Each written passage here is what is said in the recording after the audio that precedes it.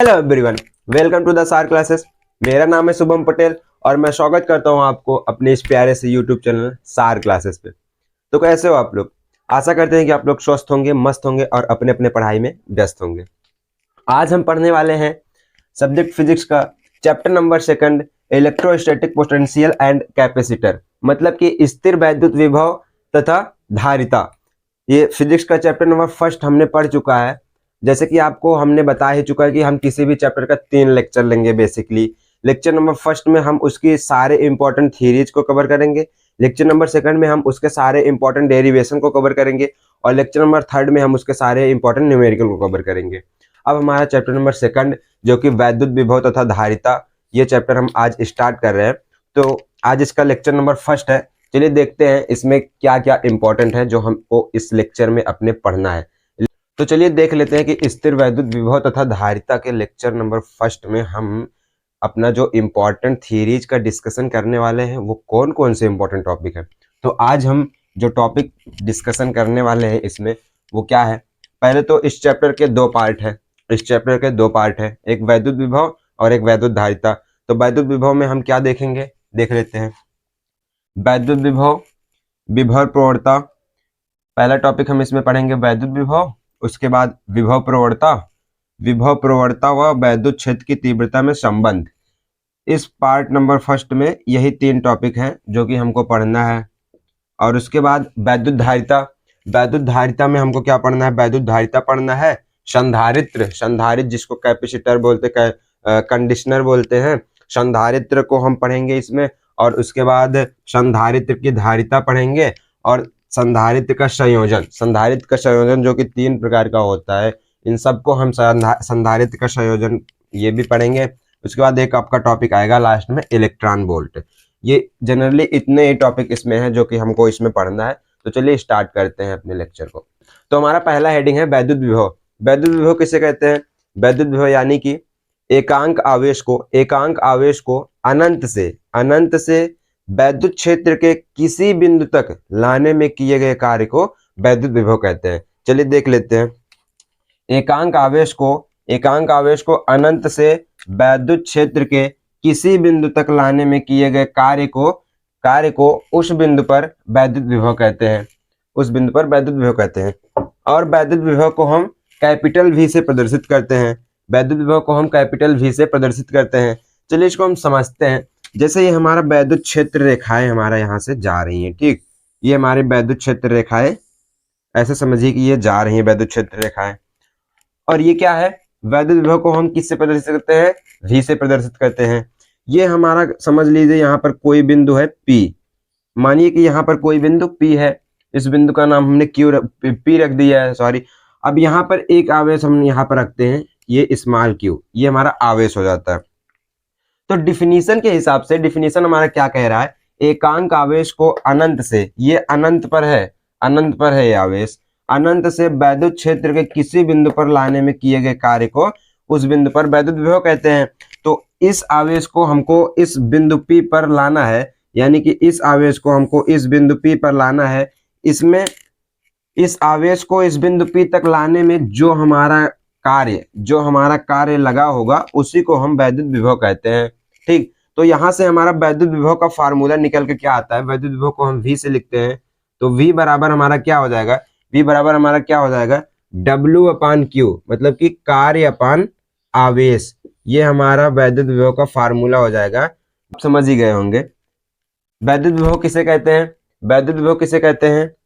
एकांक आवेश को अनंत से वैद्युत क्षेत्र के किसी एक बिंदु तक लाने में किए गए कार्य को हम वैद्युत विभव कहते हैं।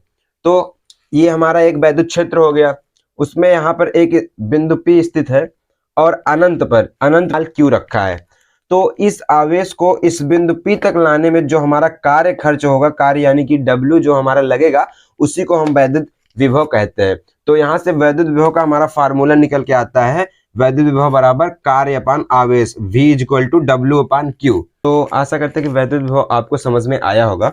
वैद्युत विभव एक अदिश राशि है। वैद्युत विभव क्या है? एक अदिश राशि है। वैद्युत विभव का मात्रक क्या होता है? जूल पर कूलाम, और जूल पर कूलाम को हम वोल्ट कहते हैं। तो वैद्युत विभव का मात्रक हमारा क्या होगा? वोल्ट होगा। और वैद्युत विभव का बीमीय सूत्र हमारा क्या होता है? वैद्युत विभव का बीमीय सूत्र ml square T power -3 a-1, ml square t-3 a-1, ये हमारा वैद्युत विभव का बीमीय सूत्र होता है। तो आपका वैद्युत विभव का जो टॉपिक है खत्म होता है। अब आपका आएगा वैद्युत विभवांतर। का आता है वैद्युत विभवांतर। वैद्युत विभवांतर किसे कहते हैं? आवेश स्मॉल q को बिंदु A से बिंदु B तक ले जाने पर कुल कार्य हमारा क्या होता है? W खर्च होता है। जैसे ये हमारा वैद्युत क्षेत्र हो गया, ठीक। यहाँ पर हमारा कोई बिंदु A स्थित है, यहाँ पर कोई बिंदु हमारा A स्थित है, यहाँ पर कोई बिंदु हमारा B स्थित है, ठीक। अब यहाँ से बिंदु A से बिंदु B तक आ जाएगा और इस आवेश Q को यहाँ तक लाने में किया गया जो कार्य हमारा खर्च होगा वो स्मॉल w खर्च होगा।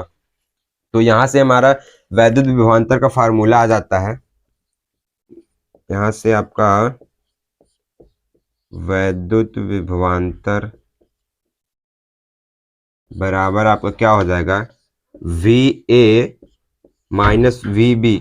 VA माइनस VB क्यों? क्योंकि वैद्युत विभवांतर A से B तक जा रहा है, इसलिए A माइनस B बराबर आपका क्या हो जाएगा?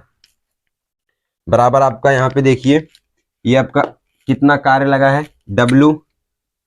W अपान आवेश क्या आया है? Q not.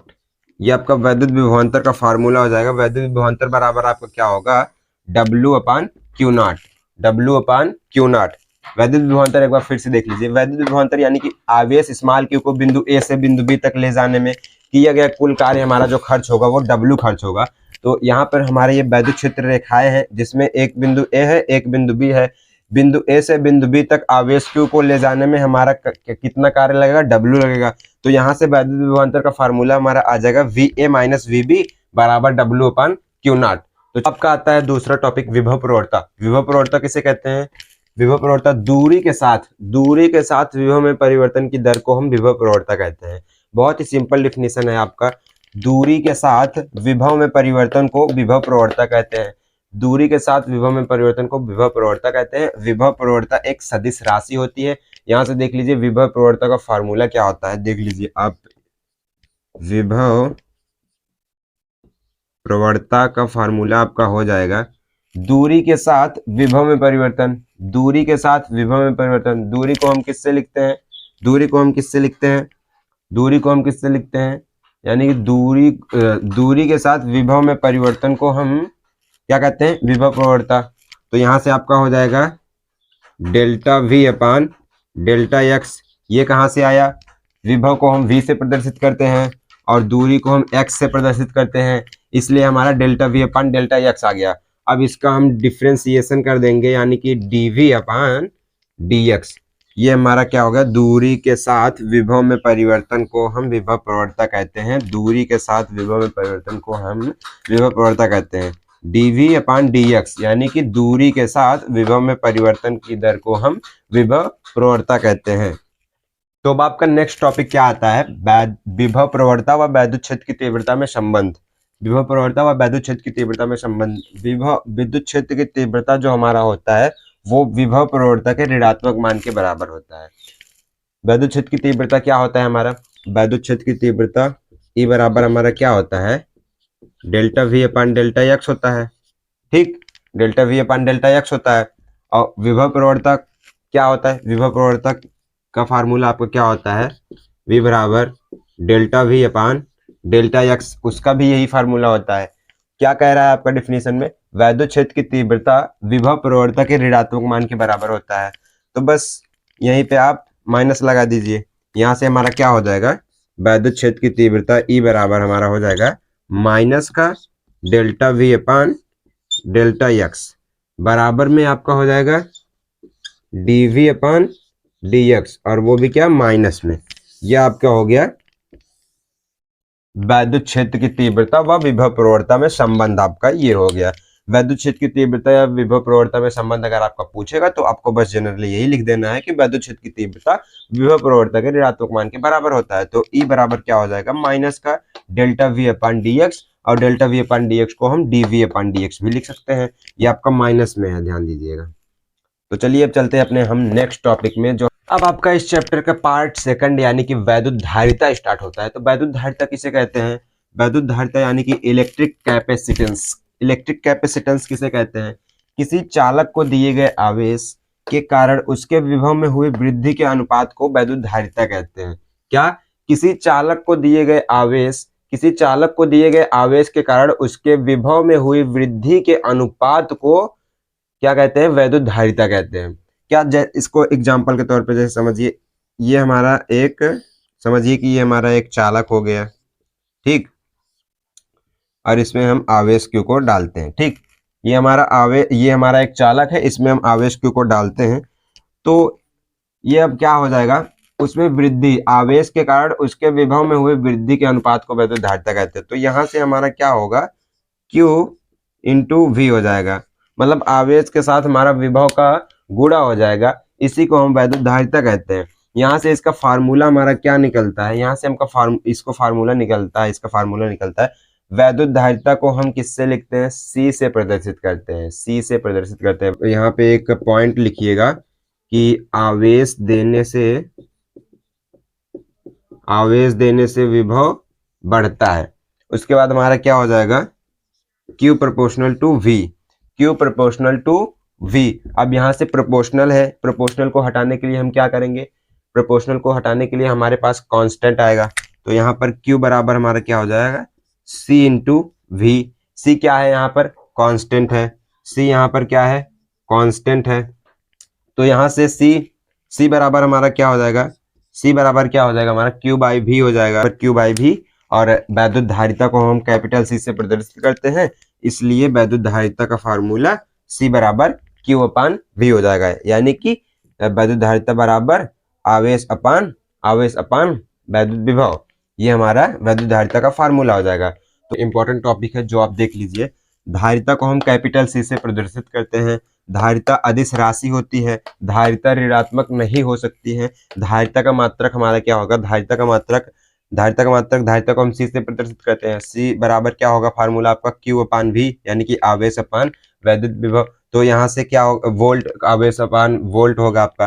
तो वैद्युत धारिता, आवेश का मात्रक क्या होता है? कूलाम। आवेश का मात्रक कूलाम, और वोल्ट बराबर वोल्ट ही होता है।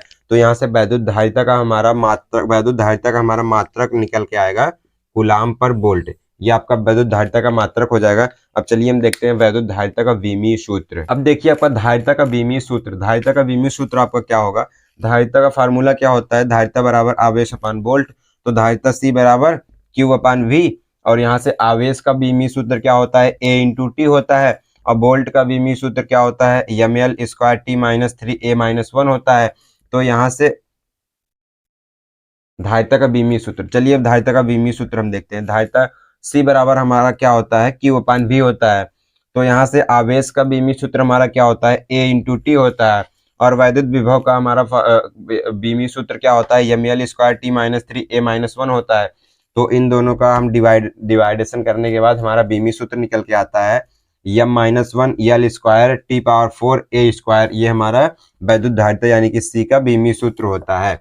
तो ये वैद्युत धारिता का टॉपिक आपका एंड होता है। अब नेक्स्ट टॉपिक आता है चालक में संचित ऊर्जा। चालक में संचित ऊर्जा को हम U से प्रदर्शित करते हैं। चालक में संचित ऊर्जा चालक को आवेशित करने में चालक को आवेशित करने में यानी कि चालक को आवेशित करने में खर्च कार्य को संचित ऊर्जा कहते हैं। तो जैसे कि ये हमारा एक चालक हो गया जिसमें हम आवेश Q दिए, और आवेश किसी चालक में Q आवेश देने के कारण उसमें उत्पन्न विभव हमारा क्या होगा? V होगा। और जब हम Q का डिफरेंशिएशन करेंगे तो V का भी डिफरेंशिएशन होगा। तो dQ बराबर क्या हो जाएगा? dV हो जाएगा। और dV बराबर क्या हो जाएगा? dQ। और उसके बाद यहाँ से हमारा निकल के आएगा Q बराबर CV, ये फार्मूला आप जानते ही हो। और C, यहाँ से C बराबर Q अपान V हो जाएगा, और V बराबर Q अपान C हो जाएगा। और ये कार्य आपका W बराबर V इंटू Q होता है। तो यहाँ से हम कार्य W बराबर निकालेंगे तो 1 upon C into Q square upon 2, 0 से लेकर Q तक इसको हमको इंटीग्रेट करना है। तो यहाँ से W बराबर हमारा क्या आ जाएगा? 1 अपान 2 Q स्क्वायर अपान C। और उसके बाद यहाँ से हमको U यानी कि संचित ऊर्जा का फार्मूला मिल जाएगा। U बराबर half Q square upon C। और Q स्क्वायर अपान C को हम V बराबर क्या होता है हमारा? V बराबर होता है Q बाई C। V बराबर Q बाई सी, और इसलिए यहाँ पर Q स्क्वायर बाई सी है, इसलिए यहाँ पे हम V स्क्वायर लिख सकते हैं। तो U बराबर हमारा क्या हो जाएगा, हाफ सी V स्क्वायर। यही हमारा चालक में संचित ऊर्जा होता है। चालक में संचित ऊर्जा U बराबर क्या होगा, हाफ सी V स्क्वायर। यही हमारा फार्मूला होता है। तो चलिए, ये टॉपिक होता है आपका एंड। अब हम चलते हैं संधारित्र पर। चलिए अब हम पढ़ते हैं संधारित्र। संधारित्र को हम कैपेसिटर या फिर कंडीशनर भी कहते हैं। कंडीशनर जो कि हम पंखे में जनरली आप देखेंगे, पंखे में, कूलर में, फ्रिज में, हर जगह कंडीशनर लगा रहता है। वो इसलिए क्योंकि वो बहुत ज्यादा ऊर्जा अपने अंदर, बहुत ज्यादा आवेश को अपने अंदर वो संचित कर सकता है। जैसे कि आपका फैन है 220 वोल्ट का, जनरली आपका फैन 220 वोल्ट का अगर मान लीजिए वो है, और अगर आपके घर में आ रही है 500 वोल्ट की लाइट, तो वो फैन कैसे मतलब कि फैन कैसे चलेगा, 220 वोल्ट का है और लाइट 500 वोल्ट है, वो जल जाएगा। इसलिए उसमें हम कंडीशनर लगाते हैं। इसलिए हम उसमें कंडेंसर लगाते हैं ताकि वो ज्यादा, जितना आवेश उसको चाहिए उतना वो फैन के मोटर को देगा, बाकी सारे आवेश को वो अपने अंदर इकट्ठा कर लेगा, यानी कि संचित कर लेगा। तो इसी को हम संधारित्र कहते हैं। चलिए इसकी हम डेफिनेशन को देख लेते हैं। संधारित्र एक ऐसा यंत्र है जिसका आकार बिना बढ़ाए पर्याप्त आवेश संचित कर सकते हैं। संधारित्र यानी कि कंडेंसर जो आपका होता है इतना छोटा सा होता है, उसको हम बिना बढ़ाए, इतना छोटा सा वो होता है, उसका आकार बिना बढ़ाए हम उसमें जितना चाहे उतना हम आवेश को हम संचित कर सकते हैं। आवेश यानी कि चार्ज को हम उसमें संचित कर सकते हैं।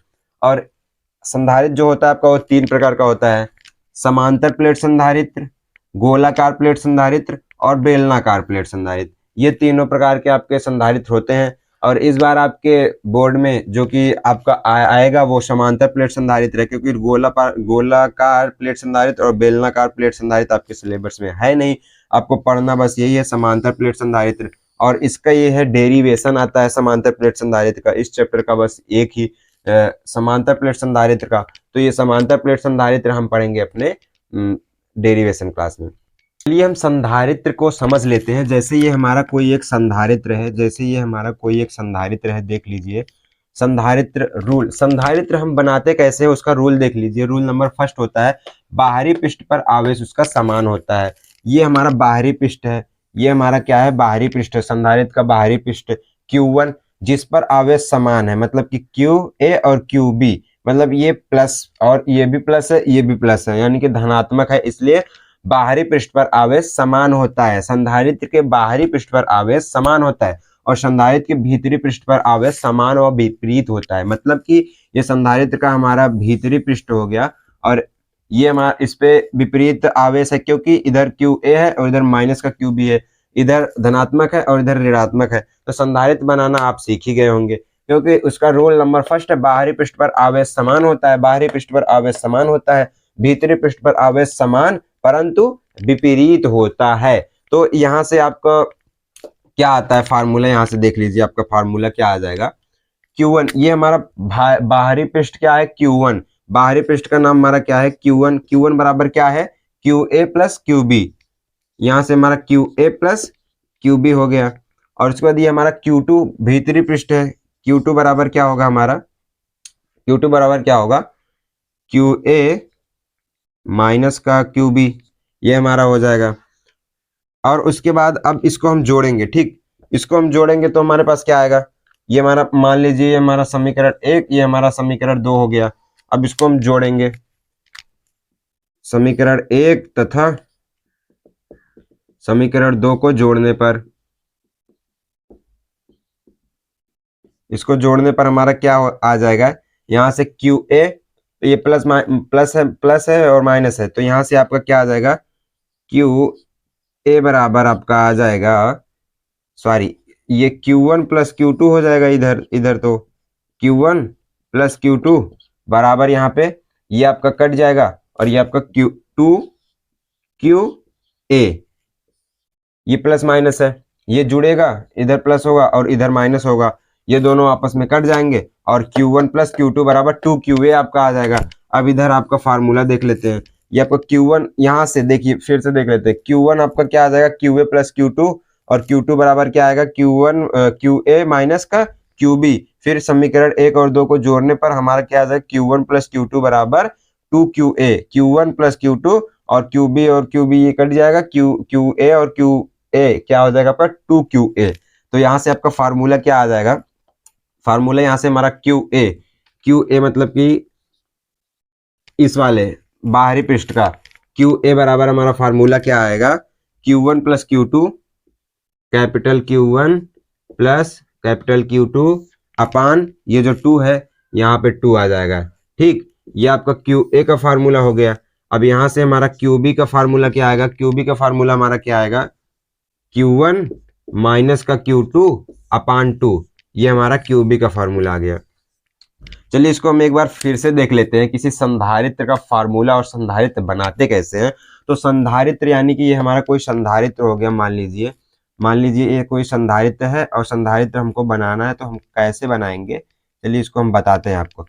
इसमें इसका 2 रूल होता है। रूल नंबर फर्स्ट क्या होता है, बाहरी पृष्ठ पर आवेश समान होता है। जैसे ये हमारा एक पृष्ठ है, ये बाहरी है, तो इस पर आवेश हमारा क्या है, Q1 आवेश है।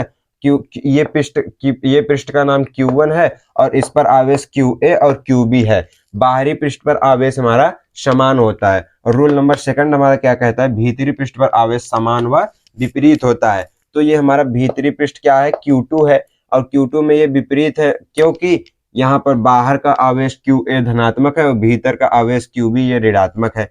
तो यहाँ से आपका क्या आ जाएगा, यहाँ से बाहरी पृष्ठ Q1 बराबर आपका आएगा QA प्लस QB और भीतरी पृष्ठ Q2 बराबर आपका आएगा QA माइनस का QB, प्लस माइनस माइनस हो जाता है। तो ये हमारा समीकरण 1 है और ये हमारा समीकरण 2 है। तो समीकरण 1 और समीकरण 2 को जोड़ने पर हमारे पास क्या आ जाएगा, Q1 plus Q2 equal to QA और प्लस QB और ये प्लस QA माइनस QB होगा। तो ये प्लस माइनस है, यहाँ से QB और QB कट जाएगा और QA और QA क्या हो जाएगा आपका जुड़ के 2QA हो जाएगा। यहाँ से आपका फार्मूला, यहीं से आपका फार्मूला जनरेट होगा। तो यहाँ से अगर हमको QA निकालना हुआ इस फार्मूले से, QA बराबर क्या हो जाएगा आपका Q1 प्लस Q2 अपान ये 2 नीचे आ जाएगा। और यहीं से हमको अगर QB निकालना हुआ, QB हमारा क्या हो जाएगा, Q1 माइनस का Q2 अपान 2, ये हमारा QB बराबर हो जाएगा। तो ये आपका संधारित्र, यानी कि संधारित्र कैसे बनाते हैं, संधारित्र का फार्मूला क्या होता है, संधारित्र के बाहरी पृष्ठ का फार्मूला हमारा होता है QA बराबर Q1 प्लस Q2 अपान 2। संधारित्र के भीतरी पृष्ठ का फार्मूला हमारा होता है QB बराबर Q1 माइनस Q2 अपान 2। तो अब ये संधारित्र आपका इंड होता है। संधारित्र का जो 3 पार्ट होते हैं, एक समान प्लेट के कारण संधारित्र की धारिता और गोलाकार प्लेट के कारण संधारित्र की धारिता, बेलनाकार प्लेट के कारण संधारित्र की धारिता। इसमें से हम सिर्फ एक पढ़ेंगे, वो क्या है, एक समान प्लेट के कारण संधारित्र की धारिता, वो हम पढ़ेंगे डेरिवेशन क्लास में। तो संधारित्र इंड है। अब संधारित्र के बाद हम चलते हैं, देखते हैं आपका नेक्स्ट टॉपिक। अब इस चैप्टर का आपका लास्ट टॉपिक आता है संधारित्र का संयोजन। संधारित्र का संयोजन जो कि 2 प्रकार का होता है, नंबर फर्स्ट श्रेणी क्रम में संयोजन और नंबर सेकंड समांतर क्रम में संयोजन। श्रेणी क्रम मतलब कि आपका सीधे सीधे श्रेणी क्रम, ये आपका जैसे श्रेणी क्रम में हमको किसी संधारित्र का संयोजन ज्ञात करना है, तो इसके लिए पहले श्रेणी क्रम में हमें संधारित्र को बनाना आना चाहिए। तो श्रेणी क्रम में संधारित्र बनाना कैसे है हमको, ये देख लीजिए आप। जैसे ये हमारा श्रेणी क्रम में संधारित्र यानी कि कई संधारित्र होंगे, तो संधारित्र को हम C से लिखते हैं, ये आपको बताया ही हमने। तो ये हमारा कोई संधारित्र C1 हो गया, ये C2 हो गया, ये हमारा C3 हो गया। ठीक, उसमें हम एक आवेश डालते हैं, आवेश संधारित्र में आवेश डालेंगे तभी उसका संयोजन होगा। तो संधारित्र में हम कोई आवेश Q डाले हैं, तो यहाँ पर संधारित्र C1 है, C1 में आवेश हम Q1 डाले हैं, C2 पर Q2 और C3 में Q3। और इस संधारित्र को हम आवेशित करने के बाद हम इसको अर्थिंग किए हैं, अर्थ दिए हैं। ठीक, फिर उसके बाद C1 की दूरी क्या है, V1, C2 की दूरी V2 और C3 की दूरी V3 है। और इस आवेश Q से इस अर्थ तक की दूरी क्या है, V, यानी कि वैद्युत विभव। चलिए अब श्रेणी क्रम में संयोजन को हम देखते हैं। श्रेणी क्रम के संयोजन के अनुसार यहाँ पर पहले हमको लिखना पड़ेगा, यहाँ पे हमको लिखना पड़ेगा श्रेणी क्रम के सिद्धांत से, श्रेणी क्रम में संयोजन के सिद्धांत से श्रेणी क्रम में संयोजन हमको निकालना है, तो C बराबर हमारा क्या होगा, C1 plus C2 plus C3, और उसके बाद V बराबर हमारा क्या होगा, V1 plus V2 plus V3, और यहाँ से हमारा तुल्य धारिता क्या होगा, हमारा यहाँ से हमारा तुल्य धारिता क्या होगा, तुल्य धारिता बराबर हमारा होगा C इक्विवेलेंट, यहाँ से हमारा तुल्य धारिता होगा। तो यहाँ से श्रेणी क्रम के सिद्धांत से हमारा C बराबर क्या आ गया था, C1 plus C2 plus C3 आ गया था, और V बराबर क्या आ गया था आपका, V1 plus V2 plus V3 आ गया था, और इसका तुल्य धारिता क्या आ गया था, तुल्य धारिता C इक्विवेलेंट आ गया था। तो यहाँ से हमारा क्या हो जाएगा, यहाँ से हमारा क्या हो जाएगा, यहाँ से हम इस फार्मूले को लिखेंगे Q अपान C इक्विवेलेंट, यहाँ से हम अपना फार्मूला लिखेंगे Q अपान C इक्विवेलेंट। तो यहाँ से हमारा क्या होगा, यहाँ से हमारा हो जाएगा Q upon C1 plus Q upon C2 plus Q upon C3 plus ऐसे अप टू सो ऑन। और यहाँ से हमारा श्रेणी क्रम संयोजन का फार्मूला आ जाएगा, जो हम लिखेंगे, यहाँ से Q को हम कॉमन लेंगे, तो यहाँ से क्या होगा, 1 अपान C बराबर क्या हो जाएगा आपका, 1 upon C1 plus 1 upon C2 plus 1 upon C3 plus up to so on. यही आपका हो जाएगा श्रेणी क्रम में संधारित्र का संयोजन हमारा हो जाएगा 1 upon C equal to 1 upon C1 plus 1 upon C2 plus 1 upon C3। और इसी जगह पर अगर संधारित्रों की संख्या, ये जो संधारित्रों की संख्या C1 C2 C3 ये n हो, संधारित्रों की संख्या n हो, तो हमारा क्या होगा, तो हमारा क्या होगा, 1 upon C equivalent is equal to n upon C। तो यहाँ से हमको अगर संधारित्रों की संख्या n हुआ तो क्या होगा, C इक्विवेलेंट बराबर C अपान n। श्रेणी क्रम संयोजन को हम फिर से एक बार समझ लेते हैं। श्रेणी क्रम संयोजन जो कि यहाँ पर कोई एक आवेश जा रहा है, जिसपे हम संधारित्र को रखे हैं, C1 C2 और C3 संधारित्र है हमारा, उस पर हमारा V1 और V2 और V3 विद्युत आवेश है, वो विद्युत विभव है, और इनके बीच की सारी की दूरी V है। तो श्रेणी क्रम में संयोजन के सिद्धांत से हमारा C बराबर C1 plus C2 plus C3 हो गया, और उसके बाद V बराबर V1 plus V2 plus V3 हो गया। तुल्य धारिता हमारा C इक्विवेलेंट होता है, तो यहाँ से Q अपान C इक्विवेलेंट बराबर होगा Q upon C1 plus Q upon C2 plus Q upon C3 plus up to so on. और यहाँ से 1 upon C equal to 1 upon C equivalent, यहाँ से हमारा क्या हो जाएगा, C इक्विवेलेंट मतलब कि संधारित्र की तुल्य धारिता यहाँ से हो जाएगा 1 upon C1 plus 1 upon C2 plus 1 upon C3। यही हमारा श्रेणी क्रम में संधारित्र का संयोजन हमारा यही होता है, 1 अपान C इक्विवेलेंट बराबर 1 upon C1 plus 1 upon C2 plus 1 upon C3। अगर संधारित्रों की संख्या यहाँ पर n हो, ये जो संधारित्रों की संख्या C1 C2 C3 यहाँ से अप टू Cn हो, संधारित्रों की संख्या अगर Cn मतलब कि n हो, तो हमारा तुल्य धारिता क्या हो जाएगा, 1 upon C equivalent equal to n upon C, और यहाँ से तुल्य धारिता C इक्विवेलेंट बराबर C अपान n हो जाएगा।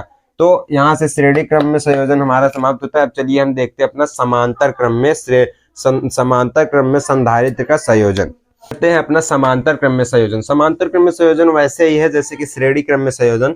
श्रेणी क्रम में संयोजन में हमारा अपान में होता था कि 1 अपान C इक्विवेलेंट बराबर 1 upon C1 plus 1 upon C2 plus 1 upon C3, और समांतर क्रम में संयोजन में हमारा क्या हो जाएगा, आवेश Q बराबर हमारा क्या होगा, Q1 plus Q2 plus Q3 हो जाएगा, और V बराबर क्या होगा, V1 plus V2 plus V3।